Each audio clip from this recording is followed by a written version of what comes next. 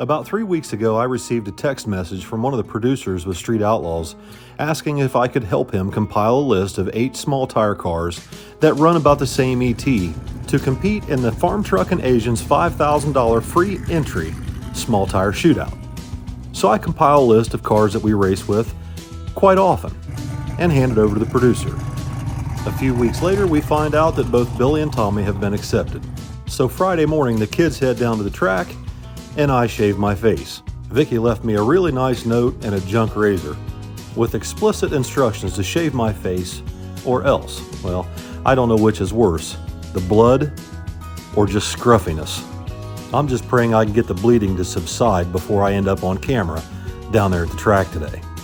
So anyway, me and the dogs jump into 64 and we head towards National Trail Raceway, just a few miles down the road from our house. At this point, I'm the last one through the gate from our camp. Tony and Tess are already getting signed in. The boys have got the cars parked and their pit spots set up. And by the time Tony and Tess back the Malibu in, I'm asking Vicky to answer for her crimes. You look like you were attacked. Why? I mean, because of you. No, like you know how to shave. You do it. No, you left me a week. junk razor. Come on. I was pretty aggravated with that razor situation, but I was even more aggravated when she came in and attacked me with a wet wipe to clean up my chin. Once the bloodbath was over, we all got busy setting up the merch tent, and all the small tire locals only racers began to file in. I hopped on the golf cart to go take a look around, and Tony and Tess decided they were going to take off in the Malibu for a few minutes to go get some Tim Hortons for everybody. And even though they're die-hard Blue Oval people, Tony and Tess don't seem to mind riding around in my old pump gas Malibu streetcar.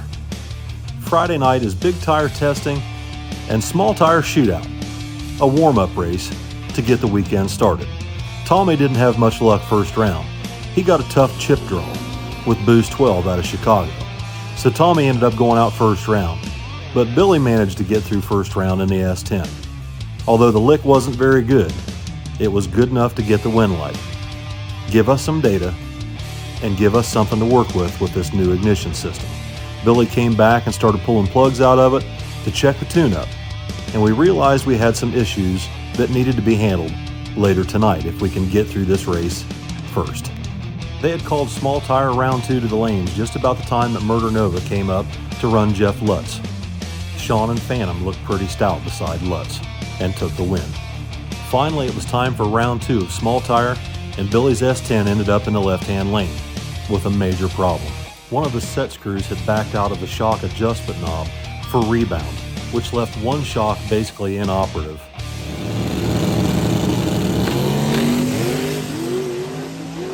The end result was this near catastrophic wheel stand that almost caused Billy to hit the wall. We decided to regroup, get some pizza, take the S10 back to the shop, put it on the lift, and go over everything with a fine-tooth comb to see exactly what went wrong and if there's any damage to the truck.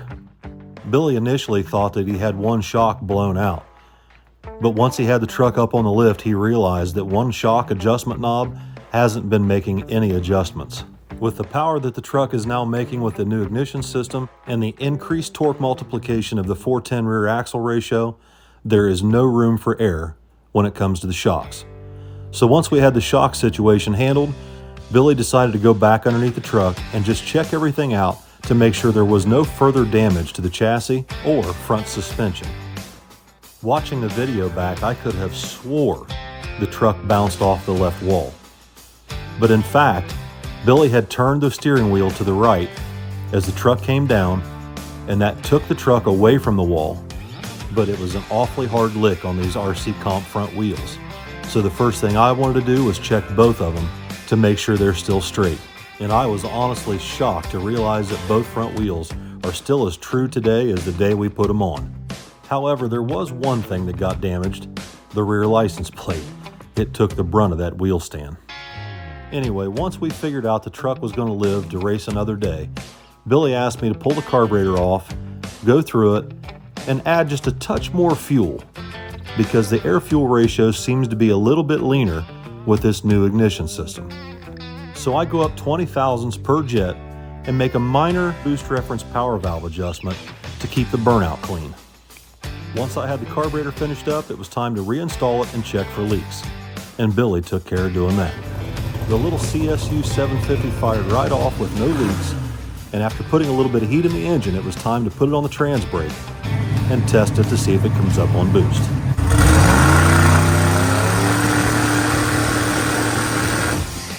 What do you think? It's better. It was coming up a little lean before. Oh, another pound of boost too. So by all indications, the truck sounds and runs really good. Plus, it's building a little bit more boost on the brake at the same RPM as it did before. So we all just kind of relaxed and hung out in the shop for the rest of the evening and started strategizing for tomorrow's race. Friday night, I realized we had a problem. We had a lot of crew members and only one pit vehicle. So I unload the scooter off the trailer out back and realize I have yet another problem. I have no way to get the scooter to the track. Desperate times call for desperate measures. By the time Tony, Tess, and I made it to the track, the place was filling up fast. The car count and the spectator count were out of this world, and the weather was absolutely gorgeous. I parked the old Malibu out on display so people could check out the nitrous system and the RC comp wheels that are on it. And I gotta tell you, there was a lot of traffic through our pit area, both spectators and film crew for Street Outlaws. By the time they called the Farm Truck and Asian locals only 8-car shootout to the staging lanes, the stands were packed. Round one of Big Tire was in the lanes, and we were up on the starting line for chip draw. Unfortunately, I can't release content that's filmed for the show, but I can show you what happened Sunday. After getting a little bit of rest, sleeping in, it was time to get all the merch brought into the office, and Tony and Tess helped Vicky sort everything out and take inventory. While they're working on that, I get a text message from the COO of Iski Racing Cams. Mr. Nolan Jamora is stopping by to pay us a visit. What's going on, man? Thanks for having me. Thanks for coming. Yeah, definitely. Welcome to our humble abode. This is it. I see the Iski banner up there. Oh, yeah. Like it a lot. Oh, yeah. We got you. This is a good weekend to come. So we host a little shop tour with Nolan while Scrappy lays there begging for belly rubs. Nolan wanted to check out Billy's S10 while he was here, so we opened the shop up and pulled the truck inside. Nolan wanted to talk to Billy about his future plans not only for the S10, but Tommy's S10 and Billy's big block twin turbo Nova.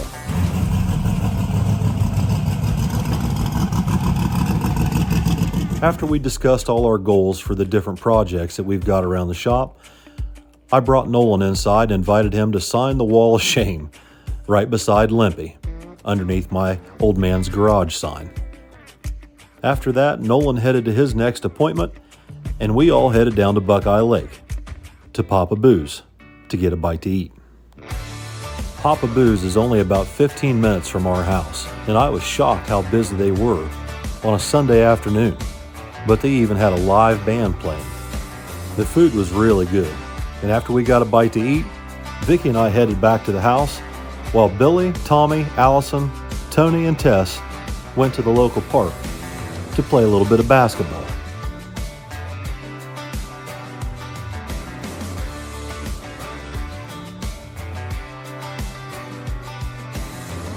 While everybody else was down at the park playing basketball, Vicky got on the phone and ordered us all tickets to go see the new Tom Cruise movie, Top Gun Maverick, down at the Indian Mound Mall. Now, if you thought this weekend couldn't possibly get any better, it does. Tony and Tess don't have to leave until late Monday afternoon, which means we've got all day Monday, and Vicky has the day off to go run around with these guys before they head back home. And that's exactly what we did. We decided to take Tony and Tess down to a state park not far from our house, the Old Man's Cave State Park down in the Hocking Hills region. Vicky and I have been together since we were in high school. In our senior year, we started coming down here to go camping at one of the local KOAs. We've been through every one of these parks, and Old Man's Cave is definitely one of our favorites. The park was named after an old man who discovered this area back in 1796 and reportedly lived in the cave for a short amount of time. Legend has it that the old man is buried somewhere in the cave. Regardless, it's a really neat area to go visit and a wonderful place to go hiking.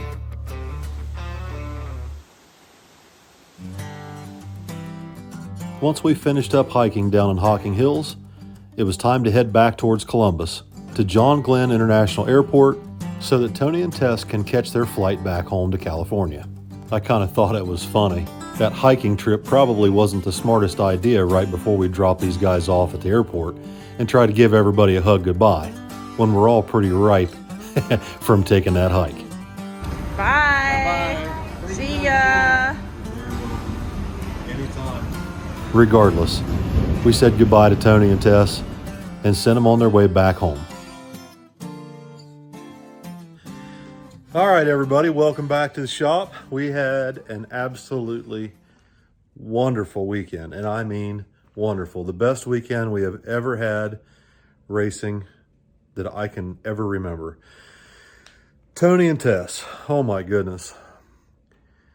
Absolute pleasure to have those guys here with us. They are welcome back here anytime. I mean, oh, just wonderful people, so thoughtful. Always asking if there's something they can do to help, always offering to pay for dinner or asking if we can go get food for everybody or get ice or just anything. Hell, they even helped me carry the trash cans out to the road the other night. I said, gee, many Christmas.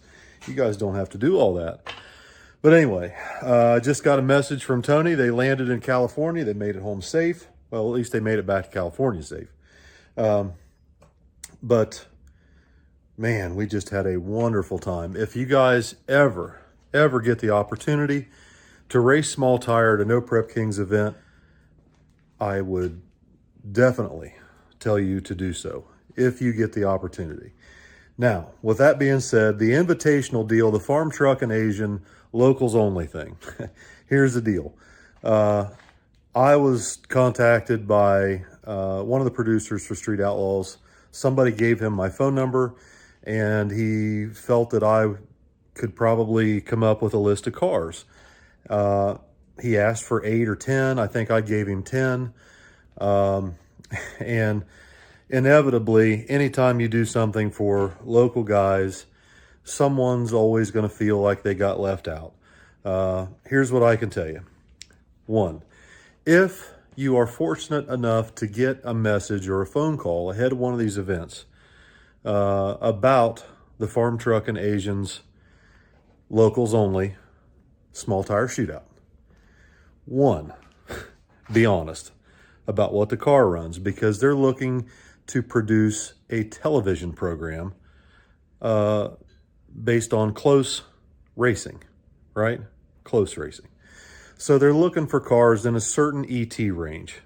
And if you are honest about what your car runs, and you pass a background check and all these things, you stand a pretty good chance of getting on the show. Things that will ruin your chances of getting on the show are failing the background check, lying about how fast the car is or how fast it isn't, and blowing up the producer's phone number trying to get on the show. That's probably not going to end well for you. So, unfortunately, there's always somebody that feels they got left out or somebody got slighted. And all I did was hand over a list of guys that I thought would be good for the show. I felt that they would be good on camera. I felt that they had cars that fit the criteria that the producers had in mind. And I turned that over, and a few of them got on the list. So congratulations to all you guys. I was very proud of everybody that made it in. The film crew and the producer came to me after the event and told me that it was one of the best groups of guys they've ever had to run the small tire shootout. They were very happy with everybody, and they really look forward to coming back to Ohio again. And I know that there's another event scheduled for Norwalk. We are very thankful for the opportunity. to the producers, the film crew who dealt with us this weekend. They were very professional. They were very nice to us. They were not asking us to do anything that we normally wouldn't be doing. All they asked us to do was to be, how did they put it? Passionate. And, you know, obviously that's not hard to do. If you're really passionate about drag racing and small tire racing like we are, and like everybody that ended up on that show are, it's not a problem.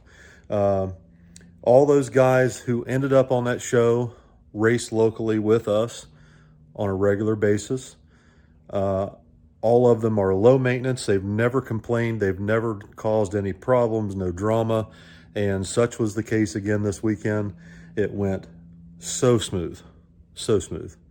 And fortunately, Tommy and Billy ended up in the final. We had one of the guys broke his truck, an engine failure, and so they had to use an alternate in there. And but all in all, it went really well. We were very fortunate that we got the draws that we got when we got them, and we couldn't be happier with the way everything went, obviously, but very thankful, very fortunate. And I highly recommend, if you ever get the chance to be on that show, be honest. That's the main thing. Just be honest with them. The producers are not stupid, okay? The guys that are on that show, let me tell you something, fellas. There may be another show coming on Discovery Channel for small tire race cars. And it appears, from what I've seen on social media, this isn't inside information by any means at all whatsoever, but I've seen on social media all those guys from the 405 and off the television show are building small tire cars, okay? So they have been paying attention to the small tire action all over the country. It's hot. Everybody knows it. And all the guys on that show are building small tire cars. There's probably a reason. So with that being said, if you think you're going to try and enter a car that's a half second to a second faster than what they're asking for, and you think you're going to get away with it, you're probably not. And when they catch you lying to them, they're probably not going to invite you on the show, and you're probably not going to be invited to any other events. So keep that in mind. But we had a great time. And tomorrow, Uncle Bucko is going to be back here. And it just so happens that some of the racers from California, Giuseppe, I can't think of his last name, and Mike Bowman, contacted my brother tonight, and they are broke down. They need some help with repairing their truck. And so Jeremy and I plan to go help them tomorrow because this coming weekend, No Prep Kings is in Bowling Green, Kentucky. And these guys are currently stranded down the road here at National Trails with a broke down pickup truck. Jeremy has found in his infinite trash can of spare parts the parts that these guys need to fix this truck. So we're going to go tomorrow and help these guys try and get this Ford F450 back on the road so they can head to the next race down in Bowling Green, Kentucky. So with that being said, I'm going to hop off here tonight, guys. Thank you for watching. Tommy and Billy's video should be up probably tomorrow. We cannot show footage filmed in the 8-car shootout. We can't do that because it's for the television show, and out of respect for the producers and Pilgrim Studios and Discovery Channel, we're not going to turn loose of a bunch of footage that obviously they put effort into filming to make a show for everybody. So we don't want to spoil any of the surprises. Obviously, a lot of it's already out there on YouTube. There's a lot of little channels that put that stuff out there when they probably shouldn't, but it is what it is. They do as they please, but we're not going to do it. So also, guys, we are stocked back up over here in the merch side. Shirts, hats, hoodies, all that stuff is back in stock. Miss Vicky asked me to remind everybody to check the website, theoldmansgarage.shop, and she has the inventory updated on everything. And I need to hear from you guys what you would like to see us do for a giveaway this month. Now, in the months past, we have done armband sales. We are not doing that. What we are going to do is for every $10 spent on the website, no matter what you purchase, you will be entered in the drawing for a giveaway. Now, the last one was a carburetor, and it seemed to do pretty well. I don't mind doing another carburetor, but I'd like to hear from you guys what you would like to see for giveaways here on this channel. Whether it be a carburetor or intake manifold or a nitrous kit, you know, tell me. Maybe a G-body shuffle kit like what's in the old Malibu out there, right? The Nitrous Express nitrous kit and the standalone system and the controller and all that. Maybe we'll do one of those. Let me know what you guys want to do. So that's going to about do it for tonight, guys. I'm going to hop off here, finish up this video, get my thumbnail made, and get to bed so I can get up in the morning and go help these guys down at the track. See y'all tomorrow. Bye.